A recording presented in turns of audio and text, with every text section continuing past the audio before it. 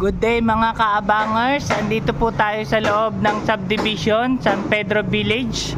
Ito pong nakikita nyo sa unahan ay Pizza Brills House, sari-sari store na dalawa, water station. Itong area na to ay pinapaupahan namin. Maliit na espasyo po pero potential kasi main road ng San Pedro Village. Sa taas po niyan ay puro informal settler kaya marami yung tao. Tara, pasukin natin itong pinapaupahan. May gate po siya kaya safe po. Maliit lang po ito ha, bawal po sa maarte. Ayan. May CR na maliit. So ito dito. Possible kung ano itinda, bawal lang ang sari-sari store. Ayan. Bawal sa maarte po. Maliit na espasyo lang po ito. Kung ano po yung nasa video, yun lang po. Yan.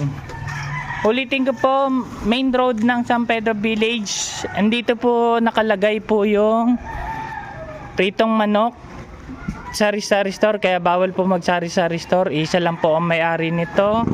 At saka noon. Tsaka bakery po yung nasa kanto. Photocopier po yung nasa pangalawa. Yan. Andun po yung bagong barangay Tagpos. At saka sa tabi ng barangay bagong Tagpos, yung simbahan.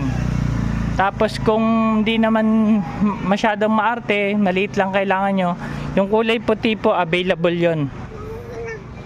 Ayan. Available po yon. Tanong lang po kayo sa amin, honey. Ito mga may establishment din dito. So potential na potential. Puntahan nyo na po agad. Iiwanan ko to ngayon na bukas para masilip nyo. Pag interested po kayo, chat PM lang po dito sa Facebook page.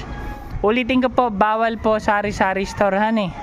The rest na hindi ka parehas ng umuupa gaya ng pritong manok, sari-sari store, photocopier, tsaka bakery, pwede nyo itinda.